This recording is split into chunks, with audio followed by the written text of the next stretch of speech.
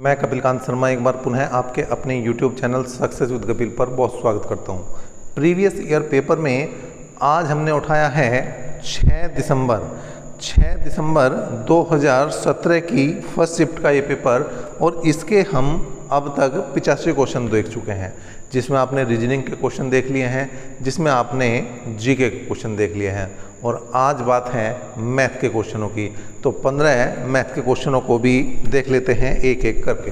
सबसे पहले क्वेश्चन जो है वो आपके सामने क्वेश्चन नंबर 86 है, जो आज का पहला क्वेश्चन होगा। क्या है भैया, यदि x तथा y सम संख्याएं हैं, यदि x तथा y सम संख्याएं हैं तो निम्नलिखित में कौन सी एक सम संख्या है। देखिए ऑप्शन दिए हैं, पहला ऑप्शन इन्होंने दिया है x की पावर y, दूसरा ऑप्शन दिया है इसने xy, तीसरा ऑप्शन इसने दिया है x plus Y plus X Y और चौथा ऑप्शन इसने दिया है x प्लस वाई प्लस 1। मतलब x और y दोनों सम हैं तो कौन सी संख्या विषम होगी ये आपको बताना है। कौन सी संख्या जो है वो विषम बनेगी ये आपको बताना है। अब देखिए अगर मैं बात करूं सम की, ठीक है, तो सम क्या है, x को मैंने 2 मान लिया, y को मैंने 4 मान लिया, तो 4 और 2 अगर मैं करूं तो 6 हो जाएंगे।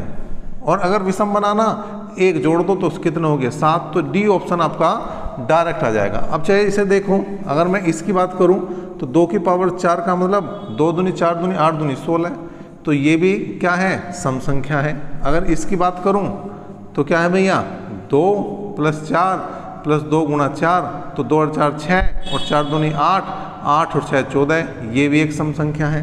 ठीक है, इसकी बात करूं तो क्या हो जाएगा, 2 गुणा 4 और 4 दूनी 8, ये भी एक सम संख्या है। तो कौन सा ऑप्शन बनेगा भैया इसका, ये डी ऑप्शन जो है वो बिल्कुल एक तरह से सही जवाब बन रहा है। चलिए दूसरे क्वेश्चन की तरफ बढ़ते हैं। यहाँ पर दूसरा क्वेश्चन क्या कह रहा देखते हैं। आज का जो दूसरा क्वेश्चन है वो कौन सा है, वो 87वां क्वेश्चन है, 87 क्वेश्चन है। ठीक है भैया, 87वां क्वेश्चन है। संख्या मुझे अंक दे रखा उसने, 7 संख्या 0 से 108 तक कितनी बार आता है। 0 से 108 तक की बात कर रहे हैं, क्वेश्चन नंबर 87 है, 0 से 108 तक की बात कर रहे हैं कि 7 जो है कितनी बार आ रहा, 7 का रिपीटेशन कितनी बार है। देखें अगर मैं 0 से 70 तक की बात करूं, 7 कहाँ आएगा, 7 7 में आएगा, 7 17 में आएगा, 7 27 में आएगा, 7 37 में आएगा, ठीक है, 7 47 में आएगा, 7 57 में आएगा, 7 67 में आएगा और 70 से आगे स्टार्ट हो ही जाएगा तो 70 में भी आएगा। तो कुल मिलाकर अगर मैं बात कर रहा हूँ कहाँ की, 0 से 70 तक की, तो कितनी बार आ रहा है, 8 बार। अब बात करेंगे 71 से 80 तक, 71 से 80 तक कितनी बार आ रहा, 10 बार। कितनी बार आ रहा, 10 बार। आप गिन के देखोगे 10 बार कैसे, 71 72 73 74 75 76, इनमें सब में एकक है, 77 में 2 बार है, 78 और 79। ठीक है, ठीक, इस तरह से जो है ये कितनी बार आ रहा, ये 10 बार आ रहा। कितनी बार आ रहा, 10 बार। अब बात कर रहे हैं इस आगे की, 81 से 108 तक कितनी बार आ रहा, 81 से 108 तक ये 3 बार आ रहा। कहाँ कहाँ आ रहा, 87 में आ रहा, 97 में आ रहा और 107 में आ रहा। ठीक है, सबको जोड़ दो तो 8 और 3 11 और 10 हो जाएंगे 21 बार। कितनी बार आ रहा, 21 बार। और 21 बार आपके किस ऑप्शन में है, सी ऑप्शन में। तो सी ऑप्शन इस बार बिल्कुल एक तरह से सही जवाब बन रहा है। चलो भाई आगे बढ़ते हैं और अगला क्वेश्चन देख लेते हैं, जो क्वेश्चन नंबर आपके लिए है 88। आसान है 88वां क्वेश्चन भी, सिंप्लीफिकेशन का क्वेश्चन है। क्वेश्चन तो आसान ही आते हैं, बस आप उन्हें मैनेज कर लो। 5 सही 1/2, 7 सही 3/4 और 8 सही 3/4 को हमें क्या करना है भैया, हल करना है। तो 7 5 12 8 20 तो अलग आ गया, ये 1/2 प्लस 3/4, ठीक है, 2 जगह 3/4 कैसे लिख दिया मैंने, एक जगह 3/8 है, एक जगह 3/8 है। ठीक है भैया, यह 20 एलसीएम आया कितना, 8, 2 चौक 8, 4 दूनी 8 और 3 दूनी 6, 8 एकम 8, 3 जोगा तो 6 और 4 10 और 3 13, कितना आया, यहाँ गया 20 प्लस 13/8। 8 दूनी 16, 160 प्लस 13 बटे 18 तो आ जाएगा 173 बटे 18। ये जवाब बनना चाहिए 173 बटे 18। किस ऑप्शन में आ रहा? पहले ही ऑप्शन में आ रहा। 88 का ये पहला जवाब जो है वो सही जवाब है। और मैं जो देख रहा हूँ ये जो क्वेश्चन है वो बिल्कुल पूरे आ रहे हैं, मैं इसलिए एक बार बीच बीच में चेक भी कर लेता हूँ कि कहीं ऐसा तो नहीं है क्वेश्चन मैंने कर दिया और यहाँ पर वो जो है पूरा आपकी स्क्रीन पर ही ना आए। नेक्स्ट क्वेश्चन आपके सामने, n के किस मान के लिए 43n जो है वो 9 से विभक्त है? किससे? 9 से। 9 से विभक्त होने के लिए और 3 से विभक्त होने के लिए, 9 से विभक्त होने के लिए और 3 से विभक्त होने के लिए संख्या के अंकों का योग किससे? 9 से या 3 से विभक्त होना चाहिए। भाई 3 से देख रहे तो 3 से विभक्त होना चाहिए, 9 से देख रहे तो 9 से। अब 9 की बात है तो 4 और 3 7, 7 में क्या जोड़ो कि 9 बन जाए? 2। तो n की जगह कितना मान आना चाहिए? 2। n की जगह कितना मान आना चाहिए? 2। क्योंकि जैसे ही मैं यहाँ 2 रखूंगा तो 4 और 3 7 और 2 9 और 9 9 से कट जाएगा और ये बी ऑप्शन इसका सही हो जाएगा। चलिए क्वेश्चन नंबर 90 भी कर देते हैं भैया। यहाँ पर 0.6 प्लस 0.5 है और अपोन में है 0.5 इंटू 0.5 माइनस 0.3। देखिए भाई अगर हम बात करें तो ये क्या बनना है, मोटी सी बात है, ये 0.6 की पावर 3 है, ये 0.5 की पावर 3 है, ये 0.6 की पावर 2 है, ये 0.5 की पावर 2 है और ये हो जाएगा 0.5 इंटू 0.6। भाई 56 30 0.30 को हमने 0.3 भी लिख सकते हैं, इसे 0.3 लिख दो या 30 लिख दो, बात एक ही है। जब ऐसी कंडीशन आ रही हो क्वेश्चन में कि 2 ही संख्याएं सारे क्वेश्चन में घूम रही हो तो जहाँ पर ज़्यादा घात है, जहाँ पर ज़्यादा पावर है उनके बीच का चिन्ह देखना, उनके बीच का चिन्ह क्या है? प्लस है और उन दोनों संख्याओं में बस वही काम करना है। तो 6 और 5 11 हो जाएगा 1.1 किस ऑप्शन में है? बी ऑप्शन में है। तो बी ऑप्शन इसका यहाँ पर सही जवाब बन रहा है। कैसा लग रहा है आपको इस तरह से क्वेश्चनों को देखना? कैसा लग रहा है ये बिल्कुल कमेंट करके बताते रहिए। और अगर अभी तक आपने इस वीडियो को, इस क्लास को शेयर नहीं किया है तो इस कंजूसी को छोड़ दें। आपके लिए लगातार लगे हैं, आपके लिए लगातार लगे हैं और आपके लिए ही ये वीडियो अलग से बनाई है। यदि किसी संख्या के 70% में 90 घटा दिया जाए तो परिणाम 120 आता है। क्या कहा? यदि किसी संख्या के 70% में 90 घटा दिया जाए तो परिणाम 120 आता है। इसका मतलब संख्या का 70%, इसका मतलब संख्या का जो 70% है, परसेंटेज हटाना बटे में 100 लगाना, वो किसके बराबर हो जाएगा? 120 और 90 के योग के बराबर हो जाएगा। वो किसके बराबर हो जाएगा? 120 और 90 के योग के बराबर हो जाएगा, मतलब वो 210 के बराबर हो जाएगा। इसे काट दो, कितनी बार घट रहा? 3 बार। तो इसका मतलब जो संख्या है, वो बिल्कुल आपकी कितनी आ जाएगी भैया? 300 आ जाएगी। और 300 किस ऑप्शन में है? पहले ही ऑप्शन में है। किस ऑप्शन में है? पहले ही ऑप्शन में है। पहला ऑप्शन यहाँ पर सही जवाब है। 91वां क्वेश्चन देख लेते हैं। पीतल में तांबे और जस्ते का अनुपात 11 और 14 है। 150 किलोग्राम में पीतल में तांबे की मात्रा किलोग्राम में बतानी है। देखिए पीतल में जो है तांबा क्या है भैया? तांबा और जस्ता है, दूसरा क्या है? जस्ता है। और इन दोनों का जो अनुपात है वो 11:14 है। तो 11-14-25 बराबर किसको है? 150 के हैं। 11-14-25 बराबर किसके हैं? 150 के हैं। तांबा निकालना है तो 11 के बराबर निकालना पड़ेगा, जस्ता निकालना है तो 14 के बराबर निकालना पड़ेगा। तो 11 बराबर किसका आ जाएगा भैया? तांबे के। 11 बराबर तांबे के, 25 छिका 150 क्रॉस मल्टीप्लाई, तो तांबा जो आ जाएगा 66 किलोग्राम के बराबर आ जाएगा। और 66 किलोग्राम किस ऑप्शन में? सी ऑप्शन में। किस ऑप्शन में? सी ऑप्शन में। तो इस तरह से ये क्वेश्चन भी हुआ और इस क्वेश्चन का भी हमने काम तमाम बिल्कुल कर दिया। चलिए अगले क्वेश्चन की बात करते हैं और धीरे धीरे बढ़ते हैं इस जो पेपर के आगे के क्वेश्चनों की तरफ। 91वां क्वेश्चन हो चुका है, 92वें क्वेश्चन की बात 92 क्वेश्चन भी हो लिया, सॉरी 91 92 दोनों हो लिए। 93 क्वेश्चन चलेगा। 93 है प्रथम 8 सम संख्याओं का औसत बताना है। प्रथम 8 सम संख्याओं का औसत बताना है। ठीक है भैया। तो इसके दो तरीके हैं। पहली सम संख्या क्या है? 2 है, 4 है।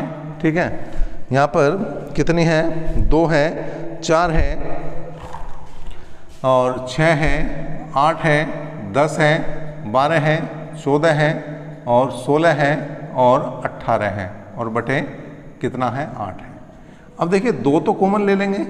1 + 2 + 3 + 4 + 5 + 6 + 7 + 8 और +9। ठीक है जी, कितनी बतानी थी हमें? ये तो 9 लिख दी थी शायद मैंने, और करनी कहाँ तक है हमें? 8 करनी। 1 2 3 4 5 6 7 8, ये एक्स्ट्रा है, ये से हटाओ भाई, ये एक्स्ट्रा इसे हटाओ, बटे 8। ठीक है भाई। अब यहाँ पर इनका योग निकाल लेंगे तो यह जाएगा अंतिम संख्या गुणा उससे अगली संख्या बटे 2 और गुणा 8। तो कुल मिलाकर 8 से 8 गया, 2 से 2 गया तो 9 आ जाएगा। कितना आ जाएगा? 9। एक तरीका तो ये है। दूसरा तरीका ये है, ये सांग करने की जरूरत नहीं है, ये सारी सिस्टम जोड़ने की जरूरत नहीं है। जितनी संख्याएं हैं, अगर लगातार पहली से स्टार्ट कर रहा है तो जितनी संख्याएं हैं और वे औसत की बात कर रहा है और सम संख्याएं हैं, तो जितनी संख्याओं की बात कर रहा है उसमें 1 प्लस करना, बस उत्तर आ जाना। क्या करना? जितनी संख्याएं हैं उसमें केवल 1 प्लस करना और उत्तर आपका बिल्कुल आ जाना। चलिए आगे बढ़ते हैं और ये 94वें क्वेश्चन की तरफ बढ़ रहे हैं। 94 क्वेश्चन नंबर 94 क्या है भाई? यदि एक राशि पर 5% प्रतिवर्ष की दर से 2 वर्ष के चक्रवृद्धि ब्याज जो है 205 रुपये है, तो उसी दर से समान दर से 2 वर्ष का साधारण ब्याज। तो एक सूत्र है हमारे पास, दर बराबर 2 × CI - SI बटे SI × 100। ठीक है, ये दर का सूत्र है। ठीक है, उसी दर का सूत्र है। तो दर 5% है, CI चक्रवृद्धि ब्याज है मतलब 205 है, SI मान लो ये निकालना है हमें साधारण ब्याज। ठीक है भैया। तो अब 5 से काट दिया हमने, कितनी बार कटा? 20 बार। क्रॉस मल्टीप्लाई करी तो ये तो आ गया x बराबर 20 दूनी 40 गुणा 205 माइनस 40x। इसे इधर ले आऊँ तो 41x बराबर 40 गुणा 205। 41 पंजे 205 और 40 पंजे 200, तो 200 रुपये उसका साधारण ब्याज होगा, उसका सिंपल इंटरेस्ट होगा, जो डी ऑप्शन में है। तो डी ऑप्शन इसका भी सही होता हुआ। आगे बढ़ते हैं। 94 के बाद क्वेश्चन 95 की बारी है। क्वेश्चन 95 की बारी है। चलिए भाई, 95वां क्वेश्चन आपके सामने क्या है? एक विक्रेता को 20% के लाभ पर बेचता है। एक विक्रेता चावल को 20% लाभ पर बेचता है। वजन करने के लिए 10% हल्के बाट का प्रयोग करता है। उसका लाभ प्रतिशत हमें बताना है। उसका लाभ कितने प्रतिशत है, ये जो है हमें बिल्कुल बताना पड़ेगा। देखिए, लाभ जो है वो 20% का ले रहा है। लाभ जो ले रहा है वो 20% का ले रहा है, और 20% का लाभ तो ये हुआ, और 10% का लाभ जो लिया है उसने वो तोलने में ले लिया। 10% का लाभ तोलने में ले लिया, मतलब जो माल 100 का था उसे बेच तो 120 में रहा, और जहाँ देना था उसे 100 रुपये का माल वहाँ 10% कम दे रहा, मतलब कितना दे रहा? 90 दे रहा। वहाँ कितना दे रहा? 90 दे रहा। इसका मतलब लाभ यहाँ पर कुल मिलाकर 30 का है, लेकिन प्रतिशत लाभ देखना तो जो 30 का लाभ है ना वो 100 पे नहीं आने का, वो 90 पाएगा। किस पाएगा? 90 पाएगा। तो 30 × 90, और 100 को अगर 3 से भाग करेंगे तो 33.3% बन जाएगा, और 33.3 किस ऑप्शन में? सी ऑप्शन में। तो ये सी ऑप्शन 95 का सही जवाब, सटीक जवाब। चलिए भाई, 96 क्वेश्चन की बात कर रहे हैं। 5 क्वेश्चन और केवल बचे हैं और यहाँ पर 100 तक जाना है। एक कार को बेचते समय एक व्यक्ति 9% की छूट देता है। यदि 5% की छूट देता तो 8800 रुपये अधिक प्राप्त होते। कार का अंकित मूल्य बताइए। 9 और 5 का अंतर, 9 और 5 का अंतर कितना हुआ? 4। भाई 9% की बजाय वो 5% पे देता, इसका मतलब 4% ज़्यादा मिलते हैं उसे पैसे। और ये जो 4% है यही बराबर 8800 के हैं। ये जो 4% है यही बराबर किसके हैं? 8800 के, और 100% बराबर किसके हैं, MRP के हैं। तो 4 दूनी 8, ये आया 2200। तो MRP जो है वो कितना आ गया भैया, 2200 के सामने 2 0 और हम टेक देंगे और ये बन जाएगा 2,20,000। किस ऑप्शन में, डी ऑप्शन में। किस ऑप्शन में है, डी ऑप्शन में। तो डी ऑप्शन इसका भी सही। चलिए एक और क्वेश्चन का काम तमाम, और यहाँ पर बारी अब 97 क्वेश्चन की। किसी आयताकार मेज की सतह के ऊपर का परिणाम जो है वो 34 है, परिमाप जो है 34 है और क्षेत्रफल 60 है, तो विकर्ण की लंबाई बतानी। परिमाप कितना दिया, 34, और परिमाप होता है 2 × L + B बराबर 34, तो ये आ गया 17। तो L + B का मान कितना है, 17 है। अब क्षेत्रफल की बात करें, क्षेत्रफल दिया है इन्होंने कितना, 60। क्षेत्रफल होता है 1/2 LB बराबर 60 के। तो LB का मान कितना आया भैया, 60 दूनी 120। इसका मतलब क्या है, इसका मतलब ये है कि आपको 17 के ऐसे टुकड़े करने, 120 के ऐसे टुकड़े करने जिनका योग 17 हो। 120 के ऐसे टुकड़े कर सकते हैं हम जिनका योग जो है वो कितना आए, वो 17 आए। कितना आए, 17 आए। तो देखिए अगर यहाँ पर बात करें 120 के ऐसे टुकड़ों की कि जिनका योग जो है वो कितना आ जाए भैया, 17 आ जाए, और हमें बताना है विकर्ण। विकर्ण क्या बनेगा उसकी हम बात बिल्कुल यहाँ पर कर सकते हैं। ठीक है, अब देखिए क्षेत्रफल, ओह सॉरी थोड़ी सी मिस्टेक होगी यहाँ पर।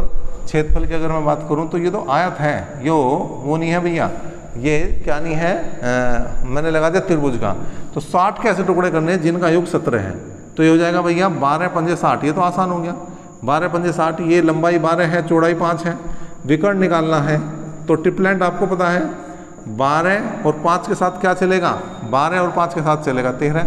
भाई अगर मैं विकर्ण निकालना हूँ तो क्या होगा, √12² + 5 स्क्वायर। तो 12 का वर्ग 144 और 5 का वर्ग 25, तो 169, और 169 का मतलब 13 मीटर। सेंटीमीटर जो भी है वो आ जाएगा, मात्रक मीटर में है तो ये मीटर लिख देंगे हम। ठीक है, ये ध्यान रखना, ये आयत का क्षेत्रफल है, ये आयत का क्षेत्रफल है। और जो मैंने लगा दिया था वो किसका लगा दिया था, त्रिभुज का। ये हो जाती है गड़बड़, जो है हमेशा होती है, लेकिन यहाँ पर जब मैंने उत्तर चेक करा तो वो नहीं बनना था किसी भी एंगल से, तो उस हिसाब से जो है ये ध्यान आया कि ये तो गलत लिखा गया। तो गलती के लिए हम जो है भैया माफ़ी चाहते हैं आप लोगों से, हो जाती है मिस्टेक, क्योंकि यहाँ पर कोई बताने वाला तो है नहीं, अपने आप ही सारा काम देखना पड़ता है। 2 गाड़ियाँ एक बिंदु से समकोण दिशा में बढ़ने वाली 2 अलग अलग सड़कों पर एक साथ चलना आरंभ करती हैं। एक की गति 90 किलोमीटर प्रति घंटा है और दूसरे की 72। 10 सेकंड बाद उनके बीच की दूरी क्या है। देखिए एक इधर गई, एक इधर गई, इसकी 90 किलोमीटर प्रति घंटा चाल है और इसकी होगी 72 किलोमीटर प्रति घंटा चाल। अब किलोमीटर को बनाना है हमें मीटर पर सेकंड में, तो 90 × 5/18 कर देंगे। 18 पंजे 90, 5 पंजे 25 और मीटर पर सेकंड आ गया। ठीक है भैया, और यह आ गया 72 × 5/18, 18 चौक 72, 5 चौक 20, यह आ गया 20 मीटर पर सेकंड। अब यो दूरी निकालनी है हमें, ठीक है, 10 सेकंड में। अब 10 सेकंड में चली गई दूरी, 10 सेकंड में चली दूरी, 10 सेकंड में चली दूरी। ठीक है भाई, तो ये हो जाएगी S1 बराबर 25 × 10 मतलब 250 मीटर, और S2 बराबर जो हो जाएगी वो 20, ये 20 है, ये 25 है, दोनों में 10 की गुणा करनी पड़ेगी। 1 सेकंड में 25 मीटर जा रही है, ये 20 मीटर जा रही है, तो हो जाएगी 200 मीटर। अब हमें निकालना है A, B और C है, तो AC निकालना। AC बराबर क्या हो जाएगा भैया, 250 का वर्ग प्लस 200 का वर्ग। ठीक है भैया, 250 का वर्ग हो जाएगा 625 और उसका आगे 2 जीरो, और इसका 4, 2 दूनी 4 और 2 और 2 4 जीरो। ठीक है भाई, कुल मिलाकर अगर इन्हें जोड़ दिया जाए तो बन जाएंगे 6 और 4 10, 25 00। देखिए भैया 00 को तो बाहर निकाल लेंगे। अब यहाँ पर क्या करें, ये जो 1025 तो अलग लिखेंगे और यहाँ पर हम क्या करेंगे भैया 10 को यहाँ पर वो 100 को अलग लिख देंगे, 100 को अलग लिख देंगे। अब देखिए पहले 100 अलग निकाल दिया मैंने, एक 5 लिखा तो अंदर क्या बचा, 5 दूनी 10 और 5 पंजे 25, ठीक है। फिर 5 निकाला मैंने तो 5 चौक 20 और 5 से कम 5, इसका मतलब एक तो 5 बाहर आएगा, एक 10 बाहर आएगा, रूट 41 अंदर रह जाएगा, तो ये आ जाएगा 50 अंडर रूट 41 मीटर। ये इसका जवाब बनेगा 50 under root 41 metre, D option. कौन सा? D option. तो सही जवाब D option. Second last question पर पहुंच चुके हैं, धीरे धीरे ही सही लेकिन बिल्कुल हम पहुंच चुके हैं अब आपके सेकंड लास्ट क्वेश्चन पर। क्या है? मोहन तथा पुनीत की वर्तमान आयु का अनुपात 7:5 है। मोहन और पुनीत,